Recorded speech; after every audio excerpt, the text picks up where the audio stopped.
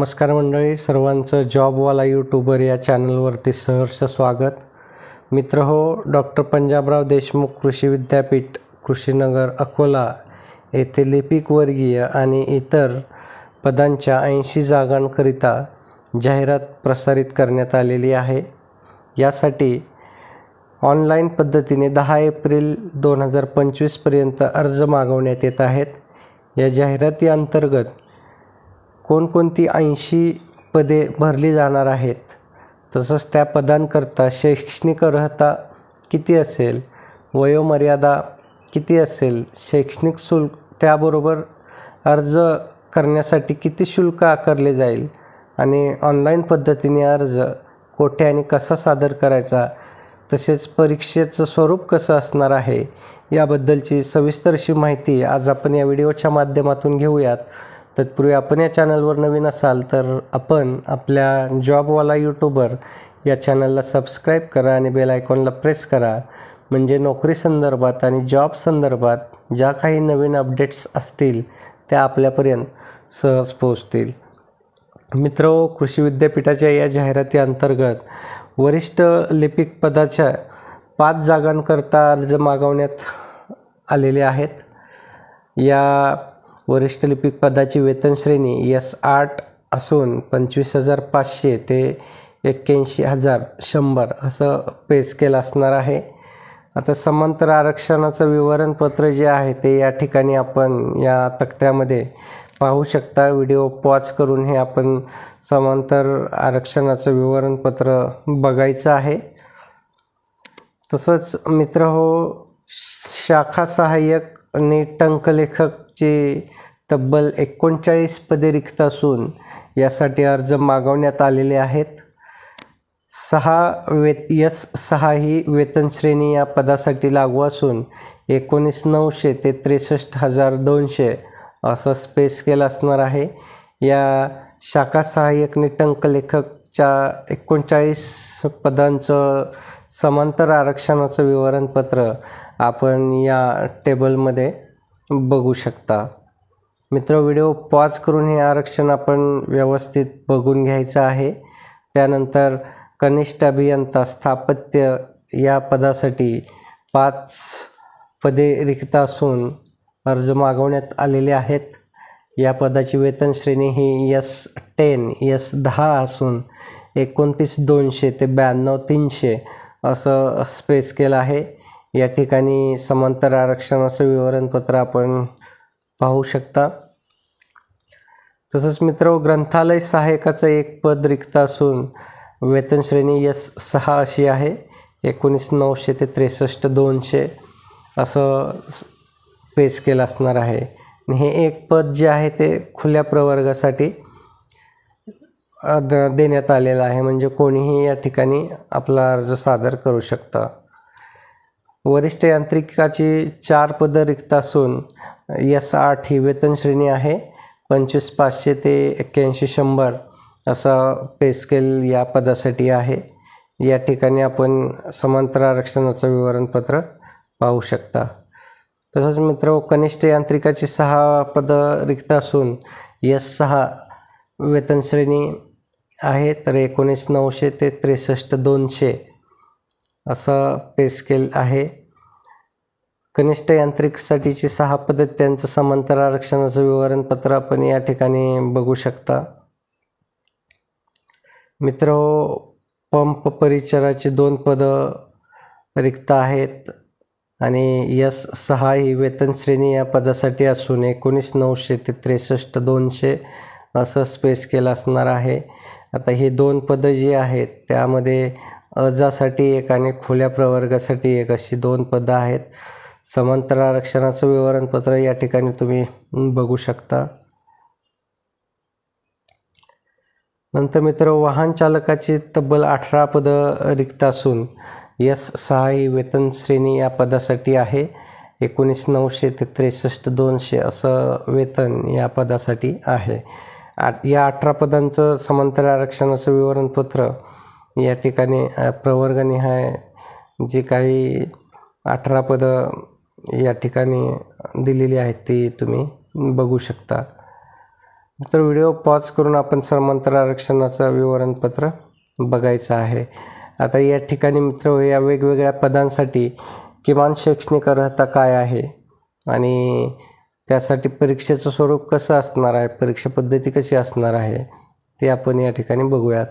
वरिष्ठ लिपिकासाठी कोणत्याही मान्यताप्राप्त विद्यापीठाची किमान पदवी उत्तीर्ण, मराठी टंकलेखनाची किमान 30 शब्द प्रति मिनिट वेग मर्यादा किंवा इंग्रजी टंकलेखनामध्ये किमान 40 शब्द प्रति मिनिट वेग मर्यादा, शासकीय वेग मर्यादेचं शासकीय वाणिज्य प्रमाणपत्र किंवा संगणक टंकलेखनाचे प्रमाणपत्र उत्तीर्ण असल्याचं प्रमाणपत्र असणं आवश्यक आहे. तर परीक्षा जी आहे ती एकूण 100 प्रश्नांची आणि 200 गुणांची परीक्षा होणार आहे. यामध्ये मराठीकरता 50 गुण, इंग्रजी 50 गुण, सामान्य ज्ञान 50 गुण आणि बौद्धिक चाचणी 50 गुण. वेळ 2 तासाचा असणार आहे. शाखा सहाय्यक आणि टंकलेखक कोणत्याही मान्यताप्राप्त विद्यापीठाची किमान पदवी उत्तीर्ण, मराठी टंकलेखनाचे किमान 30 शब्द प्रति मिनिट वेग मर्यादा किंवा इंग्रजी टंकलेखनाची किमान 40 शब्द प्रति मिनिट वेग मर्यादेचं शासकीय वाणिज्य प्रमाणपत्र किंवा संगणक टंकलेखनाचं प्रमाणपत्र उत्तीर्ण असल्याचं प्रमाणपत्र असणं आवश्यक आहे. आणि परीक्षेचं स्वरूप जे आहे ते सेम आहे. मराठी, इंग्रजी, सामान्य ज्ञान, बौद्धिक चाचणी प्रत्येकी 50 गुण असे एकूण 200 गुणांची परीक्षा असणार आहे. त्यासाठी वेळ असणार आहे 2 तास. मित्र, आता कनिष्ठ अभियंता स्थापत्यासाठी मान्यताप्राप्त विद्यापीठ किंवा संस्थेतील अभियांत्रिकी शाखेतील किमान पदवी किंवा पदविका उत्तीर्ण असणे आवश्यक. आणि यासाठी परीक्षा असणार आहे ती 200 गुणांची. यामध्ये मराठी 30 गुण, इंग्रजी 30 गुण, सामान्य ज्ञान 30 गुण, बौद्धिक चाचणी 30 गुण, संबंधित विषयाचे प्रश्न 80 गुण आणि वेळ जी असणार आहे ती 2 तास असणार आहे. ग्रंथालय सहाय्यक यामध्ये SSC परीक्षा उत्तीर्ण असणं आवश्यक आहे. ग्रंथालय शास्त्र प्रमाणपत्र परीक्षा उत्तीर्ण असणे आवश्यक आहे. परीक्षेची पद्धत किंवा पॅटर्न जो आहे तो सेम. मराठी, इंग्रजी, सामान्य ज्ञान, बौद्धिक चाचणी प्रत्येकी 30 गुण आणि संबंधित विषयाचे 80 गुण असे एकूण 200 गुणांची परीक्षा आणि त्यासाठी वेळ असणार आहे 2 तास. मित्र, वरिष्ठ यांत्रिकसाठी SSC परीक्षा उत्तीर्ण, औद्योगिक प्रशिक्षण संस्थेमधील मेकॅनिक मशीन टूल मेंटेनन्स प्रमाणपत्र परीक्षा उत्तीर्ण, तसेच 1 वर्षाचे NCVT व्यवसायाचे प्रमाणपत्र आवश्यक. आणि परीक्षेची पद्धत किंवा परीक्षेचा पॅटर्न जो आहे तो सेम जो आपण ग्रंथालय सहाय्यकांसाठी बघितला. मराठी, इंग्रजी, सामान्य ज्ञान, बौद्धिक चाचणी प्रत्येकी 30 गुण आणि संबंधित विषयाचे प्रश्न यासाठी 80 गुण असे 200 गुण आणि वेळ 2 तास. कनिष्ठ यांत्रिकसाठी सुद्धा मित्र सेम परीक्षा पॅटर्न आहे.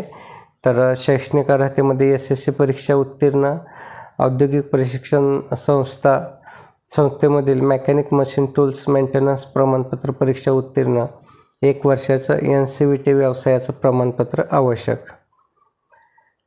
पंप परिचरसाठी सुद्धा परीक्षा पॅटर्न जो आहे तो सेम आहे आणि शैक्षणिक अर्हता जी आहे ती SSC परीक्षा उत्तीर्ण, औद्योगिक प्रशिक्षण संस्थेमधील पंप ऑपरेटर मेकॅनिक प्रमाणपत्र परीक्षा उत्तीर्ण आणि 1 वर्षाचं व्यवसायाचं प्रमाणपत्र आवश्यक.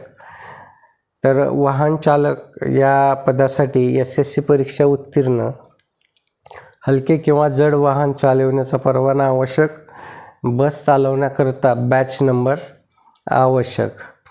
आता या ठिकाणी परीक्षाचा पॅटर्न जो आहे तो मराठी, इंग्रजी, सामान्य ज्ञान आणि बौद्धिक चाचणी यासाठी प्रत्येकी 30 असे 120 गुण आणि व्यावसायिक चाचणीसाठी 80 गुण असे एकूण 200 गुण असणार आहेत. आणि लेखी परीक्षेसाठी 1.5 तासाचा वेळ असणार आहे.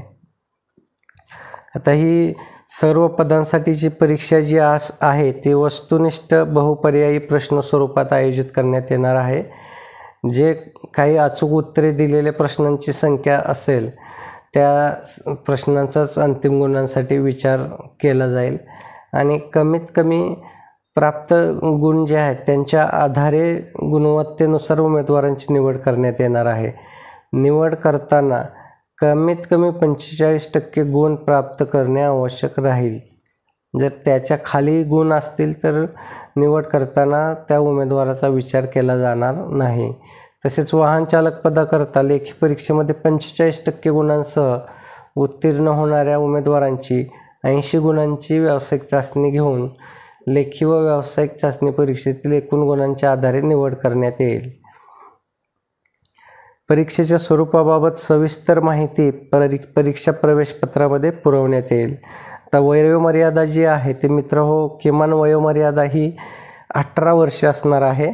31 मार्च 2025 पर्यंत आपण वयोमर्यादा काढायची आहे. किमान 18 वर्ष आणि कमाल वयोमर्यादा 45 वर्ष. आता अराखीव प्रवर्ग 38 प्लस सशस्त्र दलातील सेवेचा कालावधी अधिक 3 वर्ष माजी सैनिकांसाठी. राखीव प्रवर्गासाठी 43 वर्ष प्लस सशस्त्र दलातील सेवेचा 3 वर्षाचा अनुभव. दिव्यांगांसाठी 45 वर्ष तर पदवीधर, पदविकाधारक आणि अंशकालीन उमेदवारांसाठी 55 इतकी कमाल वयोमर्यादा असणार आहे. आणि यासाठी पुरावा म्हणून आपण आपला जन्माचा दाखला, शाळा सोडल्याचा दाखला किंवा 10वीचं जे परीक्षा पास झालेलं प्रमाणपत्र आहे 10वीचं, ते सुद्धा आपला वयाचा पुरावा किंवा जन्माचा दाखला म्हणून चालू शकतं. तर मित्र, ऑनलाईन अर्ज सादर करण्याचं वेळापत्रक आणि पद्धत जी आहे ती 10 मार्चपासून ऑनलाईन अर्ज, आवेदनपत्र आणि शुल्क भरण्याच्या लिंकसाठी सुरुवात होणार आहे. आणि 10 एप्रिल ही अंतिम तारीख असणार आहे. तर जे कोणी पात्र उमेदवार असतील त्यांनी विद्यापीठाची www.pdkv.ac.in या संकेतस्थळावरती जाऊन, ही वेबसाईट आहे, या ठिकाणी जाऊन सूचनांचं काटेकोरपणे पालन करायचं. ते वाचायच्याच सूचना आणि ऑनलाईन अर्ज सादर करायचा आहे. अर्ज ऑनलाईनच घेतला जाणार आहे, ऑफलाईन अर्ज स्वीकारला जाणार नाही, याची सर्वांनी नोंद घ्यायची आहे. आणि जे काही वेळापत्रक दिलेलं आहे त्या वेळापत्रकानुसारच ऑनलाईन अर्जाची लिंक उपलब्ध असेल. आपण संपूर्ण जाहिरात वाचून घ्यायची आहे. आपण हा व्हिडिओ जरी बघितला तरी जाहिरात वाचायची आवश्यकता नाही. नंतरच आपण अर्ज सादर करायचा किंवा भरायचा आहे. आणि अर्ज सबमिट केल्यानंतर एक अर्जाची प्रिंट काढून आपल्याजवळ ठेवायची आहे, ती जतन करून ठेवायची आहे. परंतु ती काढलेली प्रिंट आणि त्यासोबत आपली शैक्षणिक कागदपत्रे ही आपण कार्यालयात पोस्टाने पाठवायची नाहीत, हे लक्षात राहू द्यात. आता परीक्षेचं स्वरूप किंवा पद्धती जी आहे ती परीक्षा, व्यावसायिक चाचणी इत्यादी बाबतचे स्वरूप, दर्जा व इतर बाबी हे शासन निर्णय जो निर्गमित केला होता 2022, तो शासन निर्णय आपण बघून घ्या. त्याच्यानुसार विहित केल्यानुसार हे परीक्षेचं स्वरूप असणार आहे.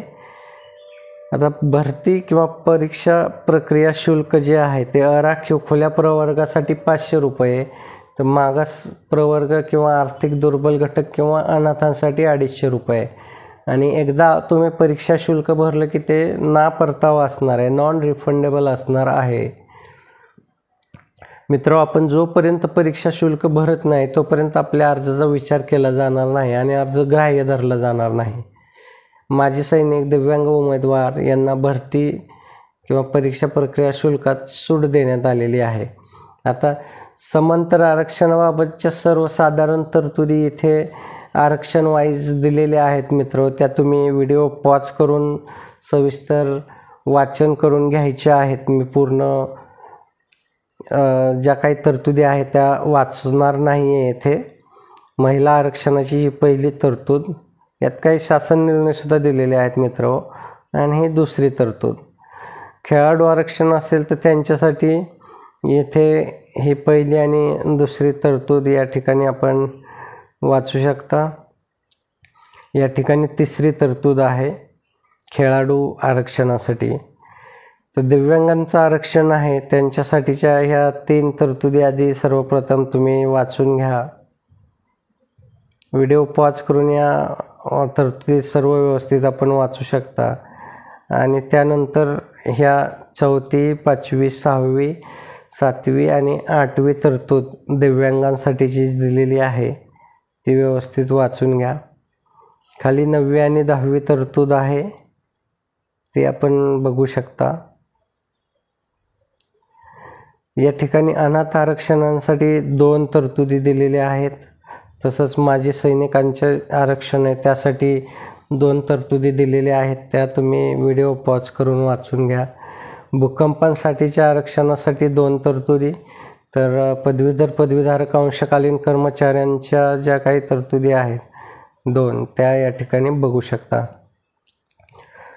आता अर्ज भरण्याकरता आवश्यक सूचना किंवा सर्वसाधारण अटी व शर्ती. आता अर्ज भरताना नॉन क्रिमिलेअर प्रमाणपत्र भरणे आवश्यक राहणार आहे, याची सर्वांनी नोंद घ्यायची आहे. आणि त्या अर्ज करण्याच्या दिनांकास ते नॉन क्रिमिलेअर प्रमाणपत्र वैध असणे आवश्यक असणार आहे.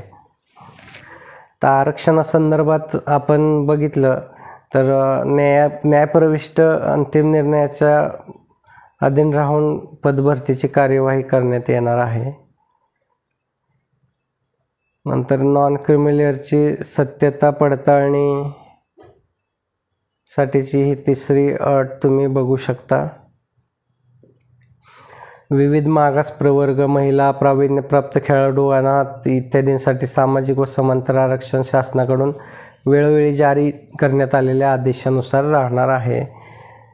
आता हे आरक्षणासंदर्भाची 5वी, 6वी, 7वी तरतूद आपण वाचून घ्यायची आहे.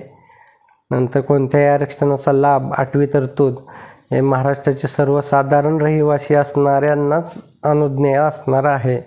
त्यासाठी आपल्याला डोमासाईल सर्टिफिकेट जोडणं गरजेचं आहे.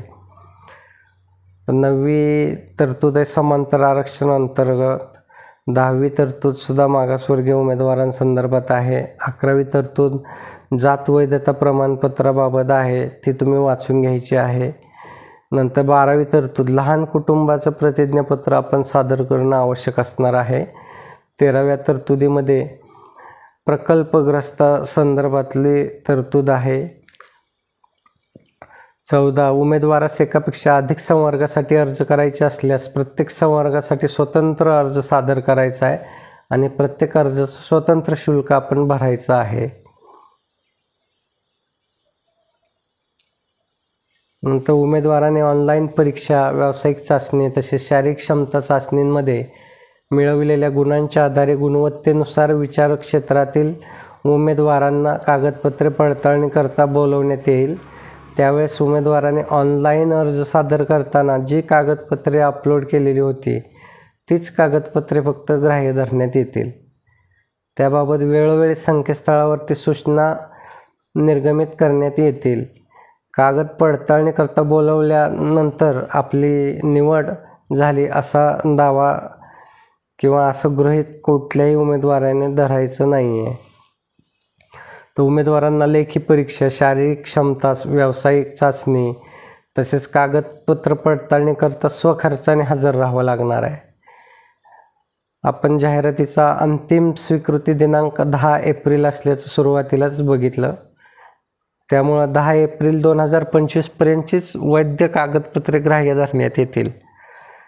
उमेदवारास मराठी आणि हिंदी भाषेचं ज्ञान असणं आवश्यक राहील. उमेदवाराविरुद्ध कुठलाही फौजदारी गुन्हा दाखल नसावा. जर असेल तर तशी त्यांची सविस्तर माहिती त्यांनी द्यायची आहे. आपल्या नावात आपण बदल केलेला असेल तर त्या बदलाबाबतचं राजपत्र किंवा विवाह नोंदणी प्रमाणपत्र आपण सादर करणं आवश्यक राहील. तर वरिष्ठ लिपिक व शाखा सहाय्यकने टंकलेखक पदावरील नियुक्तीबाबत मराठी व इंग्रजी टंकलेखन परीक्षा प्रमाणपत्र सादर करण्याबाबत 2023ला शासन निर्णय जारी करण्यात आला होता, त्यानुसार कार्यवाही करण्यात येईल. मित्रो, गट क मधील ज्या पदांना संगणक अर्हता प्रमाणपत्र सादर करणे बंधनकारक नाही अशी अशी पदे वगळून व इतर पदांवर नियुक्त होणाऱ्या सर्व उमेदवारांना संगणक अर्हता प्रमाणपत्र सादर करणे आवश्यक राहील. 2003 साली जो शासन निर्णय निर्गमित करण्यात आला होता त्यानुसार हे प्रमाणपत्र बंधनकारक असणार आहे. नंतर भविष्य निर्वाह निधी योजना लागू असणार नाही याची सुद्धा नोंद घ्यायची आहे. तसंच आपली निवड झाली तर आपल्याला नवीन परिभाषित अंशदान निवृत्ती वेतन योजना लागू राहील, हे सर्वांनी लक्षात ठेवायचं आहे. तसंच भरती प्रक्रियेदरम्यान खोटी माहिती कोणी सादर करायची नाही आहे, नाहीतर अशा उमेदवारांना अपात्र ठरवण्यात येईल. तसंच अयोग्य मार्गाचा अवलंब आपण आपली निवड करून घेण्यासाठी करायचा नाही आहे. तसं जरी विद्यापीठ प्रशासनाच्या लक्षात आलं तर आपल्याला प्रक्रियेतून अपात्र ठरवण्यात येईल. मित्र, जर वेळापत्रकात काही वेळोवेळी बदल झाला किंवा सुधारित वेळापत्रक जर तयार झालं तर विद्यापीठाची जी वेबसाईट आहे, संकेतस्थळ आहे pdkv.ac.in यावर किंवा वृत्तपत्राद्वारे ही बदल झालेलं प्रदर्शित करण्यात येईल. तसंच आपल्या चॅनलवरती सुद्धा अपडेट देण्यात येतील. त्यासाठी चॅनलला सबस्क्राईब करून ठेवा, बेल आयकॉनला प्रेस करून ठेवा, म्हणजे आपल्याला व्हिडिओ अपडेट संदर्भातला वेळेवरती पोहोचेल किंवा बघायला मिळेल. मित्र, परीक्षा शुल्क ऑनलाईन अर्ज भरताना दिलेल्या सूचनांनुसारच भरण्यात यावं. भरती प्रक्रियेदरम्यान वेळोवेळी संकेतस्थळ पाहून भरती प्रक्रियेच्या माहितीबाबत अद्ययावत राहण्याची जबाबदारी ही त्या उमेदवाराची असेल. त्यास विद्यापीठ किंवा आपला जॉबवाला यूट्यूबर चॅनल जबाबदार असणार नाही. आणि सर्वात महत्त्वाचं म्हणजे ही जी जाहिरात भरतीची निघालेली आहे ही केवळ डॉक्टर पंजाबराव देशमुख कृषी विद्यापीठ अकोला प्रकल्प बाधितांकरता निर्गमित करण्यात आलेली आहे. त्यामुळे इतर कुठल्याही प्रकल्पात बाधित असलेल्या प्रकल्प बाधित व्यक्तींनी या जाहिरातीसाठी अर्ज करायचा नाही आणि जरी अर्ज केला तरी तो ग्राह्य धरला जाणार नाही. तर अशा प्रकारे मित्र हो, ही मला वाटतं चांगली सुवर्ण संधी उमेदवारांना आलेली आहे. पात्र उमेदवारांनी व्यवस्थित काळजीपूर्वक अर्ज आपापले सादर करायचे आहेत, शुल्क भरायचं आहे आणि आपण या भरती प्रक्रियेच्या परीक्षेला सामोरं जायचं आहे. त्यासाठी तुम्हाला सर्वांना खूप साऱ्या शुभेच्छा. मित्र, व्हिडिओ आवडला असेल तर व्हिडिओला लाईक करा आणि जास्तीत जास्त आपल्या मित्रांपर्यंत व्हिडिओ शेअर करा, म्हणजे त्यांनाही डॉक्टर पंजाबराव देशमुख कृषी विद्यापीठ अकोला येथे ही भरती प्रक्रिया पार पडत आहे, जाहिरात आलेली आहे याची माहिती मिळेल. तसंच मित्र, आपण या चॅनलवर नवीन असाल तर चॅनलला सबस्क्राईब करा आणि बेल आयकॉनला प्रेस करा. धन्यवाद.